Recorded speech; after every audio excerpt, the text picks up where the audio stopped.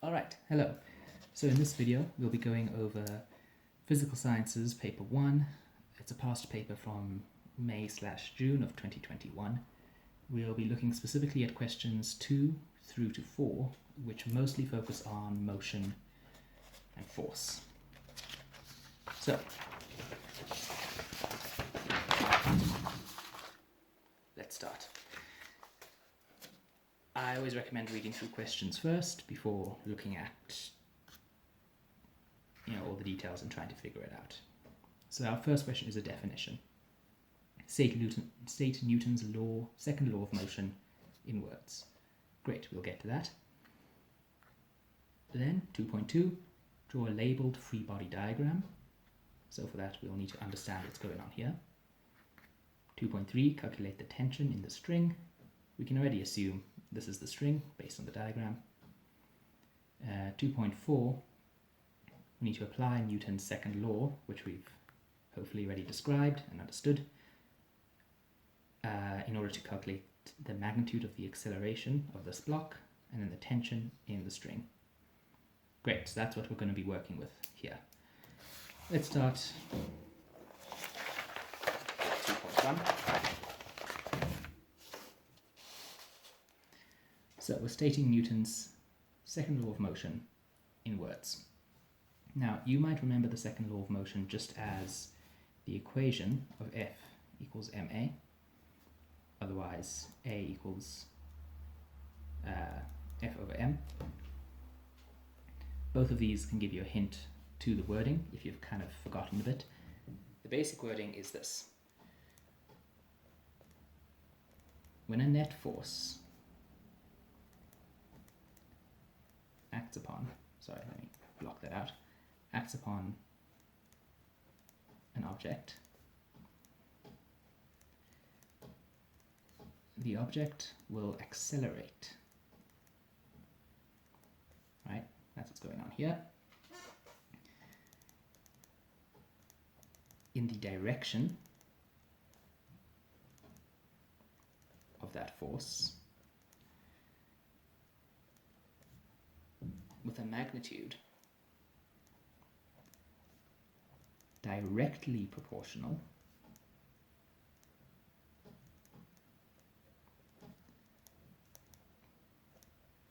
to the magnitude of the force.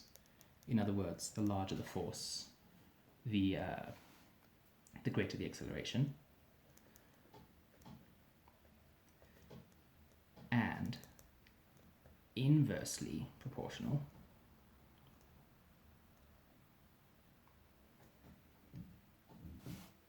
Sorry, let me make sure it's getting into frame. There we go. To the mass of the object. Right, the inversely proportional, that's this m underneath the m as the denominator. That basically means the heavier the object, the less it will accelerate. Okay, that's your definition.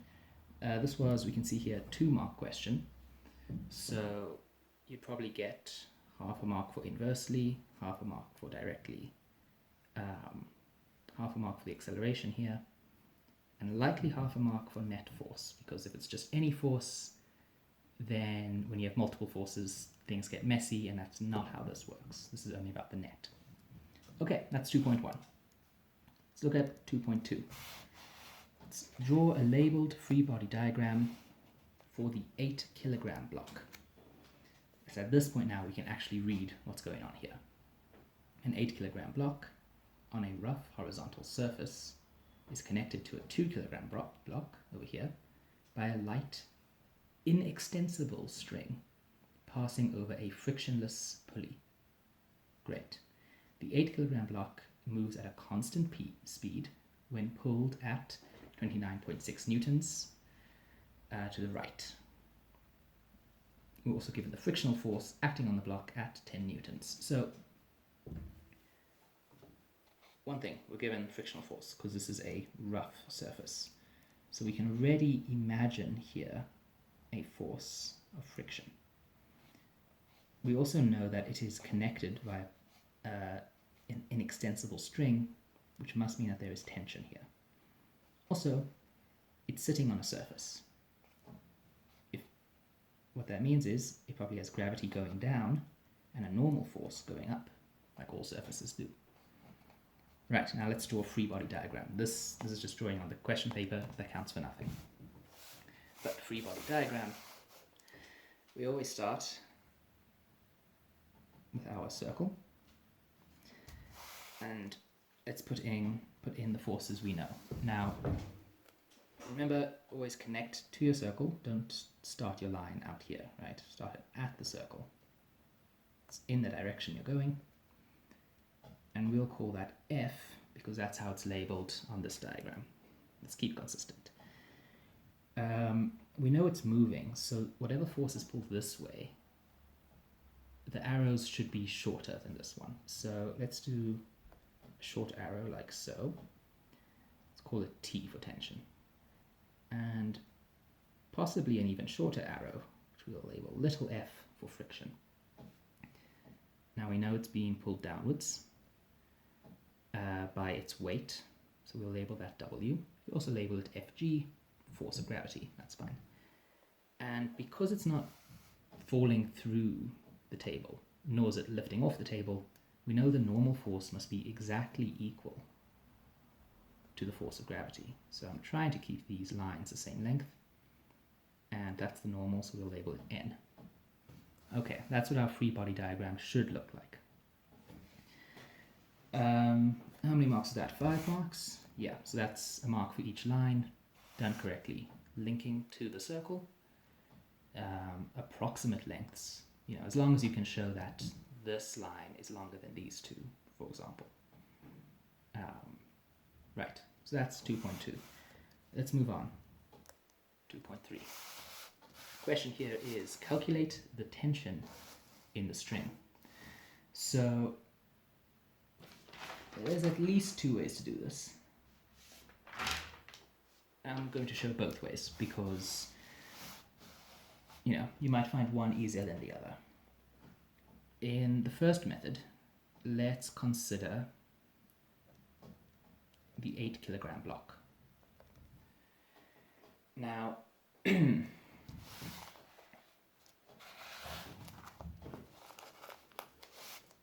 something we know about it already. Well, there's a few things, but one of them is that it is not accelerating. Right? It says here in this question, moves at a constant speed. Constant speed, no acceleration. Great. So A is 0. Therefore, MA is 0.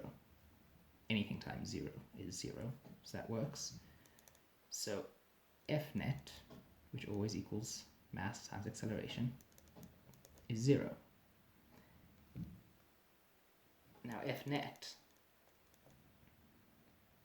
should be equal to the force, it's being pulled in one direction, minus the tension and the friction, which both pull it in the other direction. Right. And that should be 0. Remember, we're trying to find the tension here. Now the force we've actually already been given, we're told, 29.6. So 29.6 newtons minus, don't know what the tension is, plus we've been told the friction, we were told it's 10 newtons, equals 0. At this point, this is just arithmetic. Yeah. So 29.6 minus t minus 10, because I'm taking it out of the bracket, is equal to 0. Let's take t to the other side of the equation to get all our variables on one side. 29.6 minus 10 is equal to t. Therefore, tension is equal to 19,6 newtons. Right, so that's the first method. This is a 3-mark question. You probably get 1 for your final answer, probably 1 for your substitution, and 1 for your initial equation. Let's look at the other method though, the other one in which we consider the 2 kilogram block. Similarly, we know it's not accelerating. So we kind of start the same way.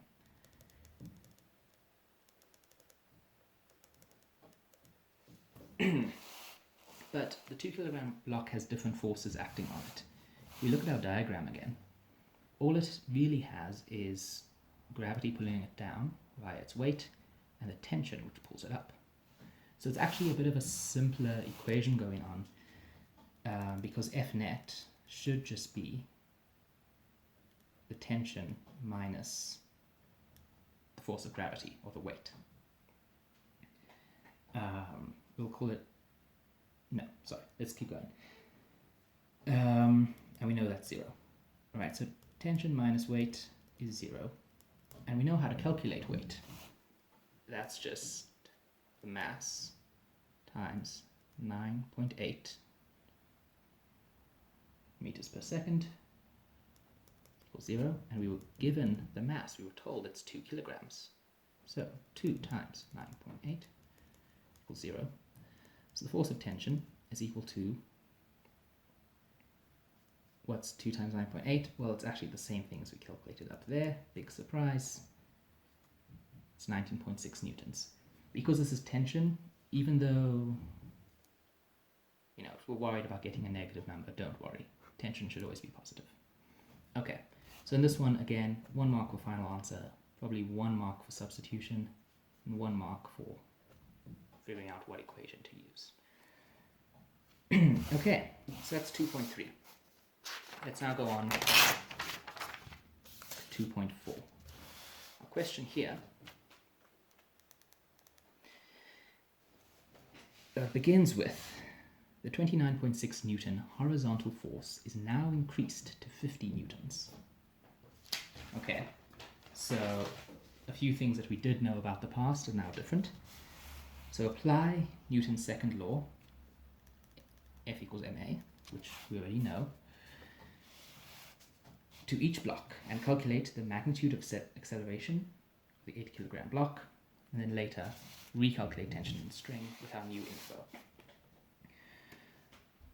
So we want to apply F equals ma to both blocks. Let's start with 8 kilogram, like we did last time. So we know the net force is equal to the mass times the acceleration. And the calculation for the net force stays the same.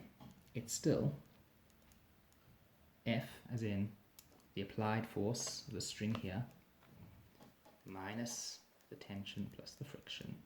Put that in a bracket so you remember tension and friction are in the same direction. Okay. Now, this F is what's changed. It's now become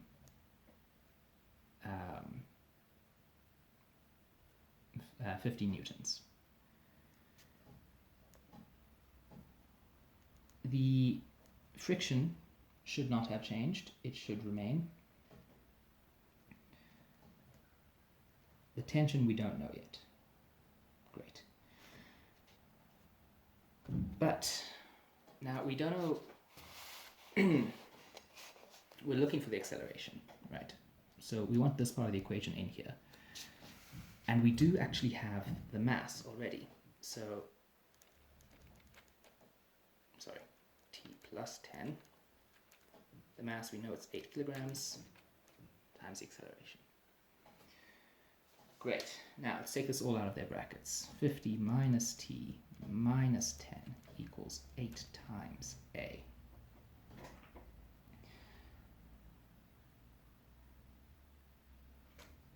So we can rearrange this a bit. 40 minus t equals 8 times a.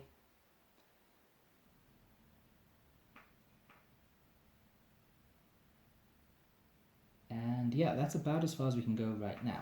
So let's now, this is essentially a simultaneous equation. Let's now skip over to the 2 kilogram block.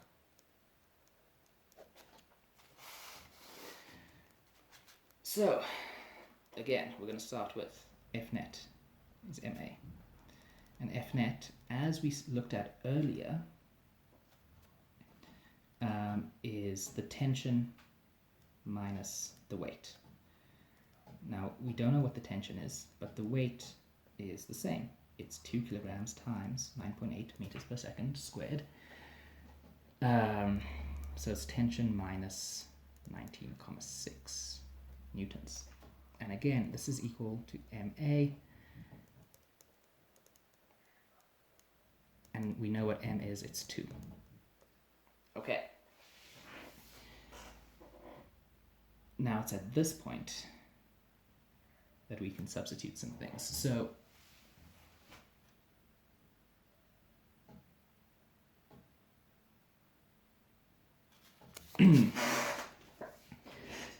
if we now rearrange both of these to have T as their subject,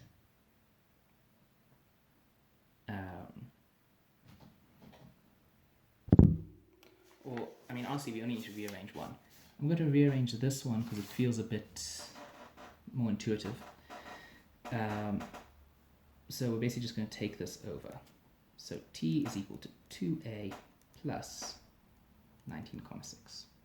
Great. Let's plug that into this equation we have here. So we have 40 minus 2A plus 19.6 is equal to 8A. What do we do now? Let's take this out of its bracket.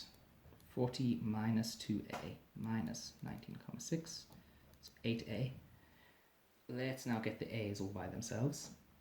We have here 40 minus 19.6 is equal to 8A plus 2A, plus, because we've moved it across, 40 minus 19.6, that's just 20.4 is equal to 10A. Let's now divide both sides by 10. 2.04 is equal to A. Now, don't forget to write your units. 2.04 meters per second squared. And I'm saying to the right because that's the direction given over here. Well, yeah, it says here horizontal force to the right. Okay, so that was a bit of a longer one. It was a 5-mark question. I'd imagine that would be maybe 1.5 marks for that section, maybe 1.5 for there, and maybe 2 for here, approximately. But in any case, we've answered their question. We found ourselves acceleration. So that was 2.4.1. Go down here, we can now do 2.4.2.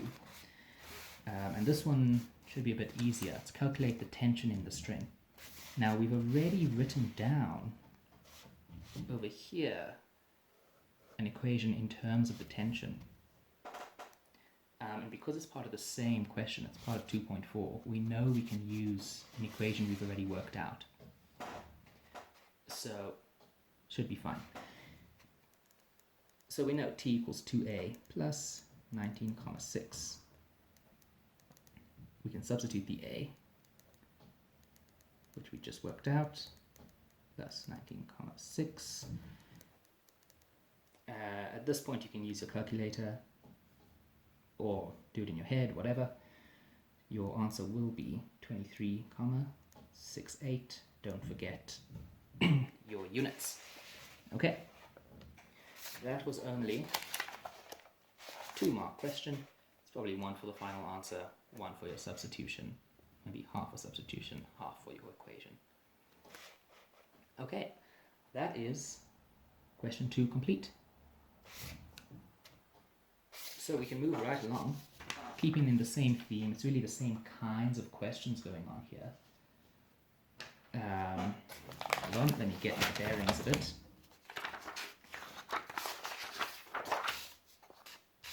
Question 3. So we're starting on a new page as they ask us to do.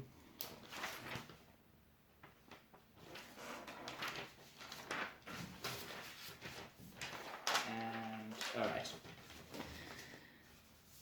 So again, let's read through the questions quickly before we spend time analyzing diagrams. First is name the force acting on the ball while it is in free fall. That should be quite easy. Next, write down the acceleration of the ball at time t equals 1.02 seconds. Should be easy to find out.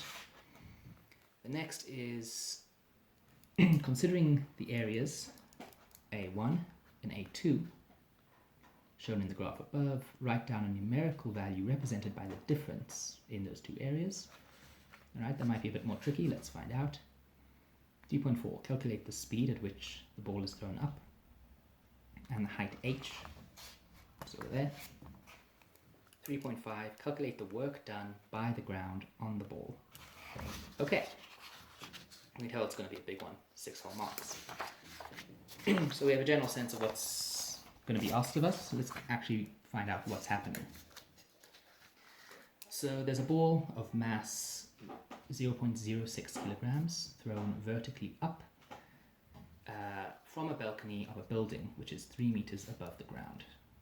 The ball reaches a maximum height, h, as shown in the diagram below. Ignore air resistance. Great. So the first thing is just name the force acting on the ball while in free fall. And this one should be fairly intuitive. While it's falling, we're ignoring air resistance. There's nothing going on. There's no normal force. There's no friction, no applied force. The only thing is the gravitational force. You could also write here weight. It's the same thing. Could even write force of gravity. Right, that's the only thing that's affecting our ball. Let's go to 3.2. A velocity time graph below represents the motion of the ball from the instant it is thrown upwards until it hits the ground. Okay, in other words, from the instant it's thrown upwards, it has a really high velocity and drops and hits the ground. And it crosses this line here at time equals 1,02 seconds. Right, let's think about this. So it kind of sounds like they're trying to trick us, right? Like we're supposed to work out this velocity time graph and figure out the gradient, etc. But really, if we think about this, velocity here, it's going upwards. Going upwards, but it's going upwards more and more slowly, because that's how it works when you throw something up. And then it stops. At that point where it hangs suspended in the air for a minuscule amount of time, and then it starts going downwards, hits the ground. At this point, when it's not quite, but basically hovering in the air, what's its acceleration? Well, it's the same acceleration it's had this entire time.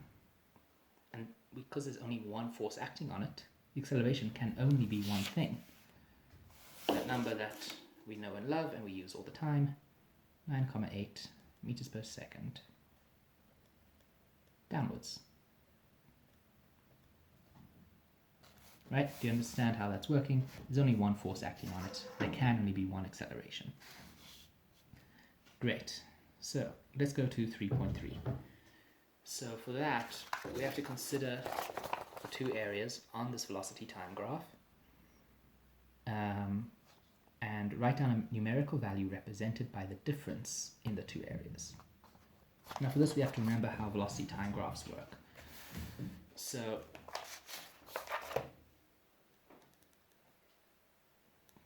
in a VT graph,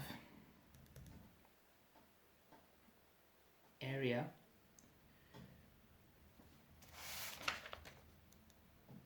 under the curve is equal to distance, rather the change in displacement. Right, that's sort of the thing you have to know from study.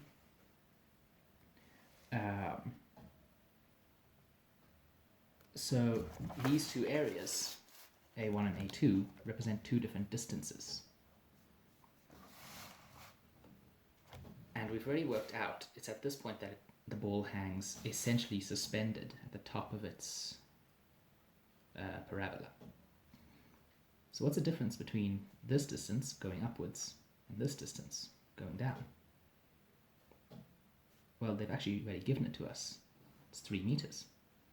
Goes up some number, let's call it x meters, comes down x meters, and then another 3. The difference can only be 3 meters.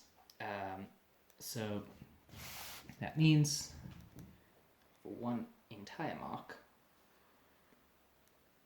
we can write down difference between A1 and A2 is equal to 3 meters.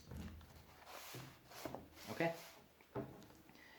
Let's move on to 3.4.1.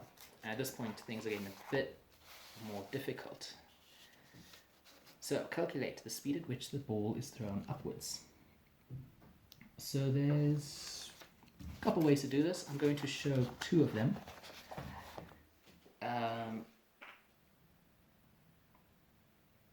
The first way is just using an equation of motion. It's using Vf, as in final velocity, is equal to initial velocity plus acceleration times the change in time.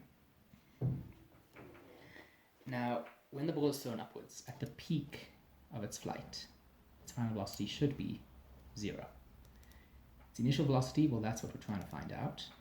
Its acceleration, we know, is 9.8 meters per second, but going downwards. And the time it takes to reach that point, we have on our graph right there as 1,02. Okay. We can rearrange this, so negative 9,8 times 1,02 is equal to the initial velocity. So the initial velocity is equal to 9,996 meters per second upwards. That's too many decimal points. We can just round that up, basically. So it's thrown up at exactly 10 meters per second upwards. Okay. The other way you could have done this is using a more graph-based method. Right, we know that the change in y over the change in x equals the gradient, which in this case, because this is a velocity time graph, the change in y equals the change in velocity, the change in x is the change in time, and that equals acceleration. Okay. So, the final velocity minus the initial velocity over basically the final time minus the initial time is equal to acceleration. The final velocity, as above, we know has to be 0. The initial velocity, well, we're trying to work that out. The final time we've been given, the initial velocity, the initial time we know is 0, right? 0 seconds have passed since you throw the ball up at the instant that you throw the ball up. And acceleration we know is 9.8 meters per second downwards. That's why I'm putting a negative there. Now let's solve this a little bit before we rearrange. Negative VI over that, negative 9,8. We can times both sides by 1,02 to get negative VI is equal to negative 9,8 times 1,02. And we can solve this, getting ourselves well, the same answer, because it's just two methods for the same question. All right, I hope that's clear, how these are just two different ways of doing the same thing. Okay, and that is question 3.4.1. Let's now do 3.4.2.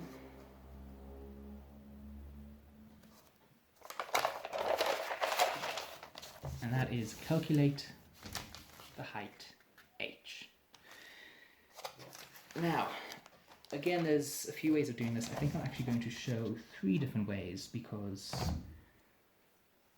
you know, it's kind of a matter of preference what equations of motion you decide to use. So let's start with here. The final velocity squared is equal to the initial velocity squared plus 2 times the acceleration times the change, or rather times displacement.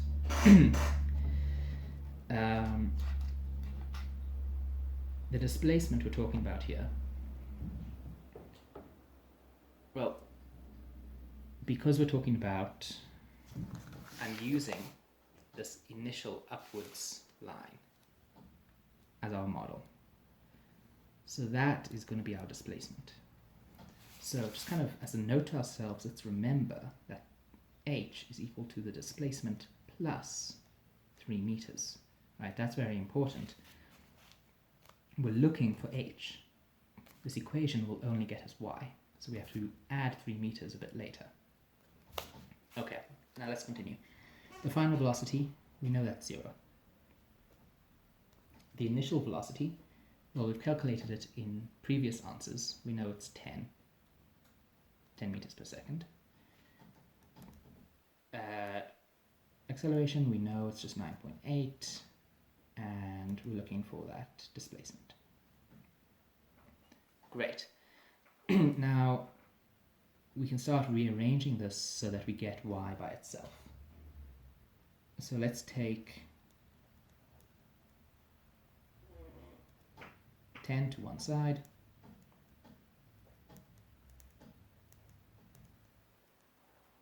Okay, and now let's divide both sides by 2 times negative 9,8.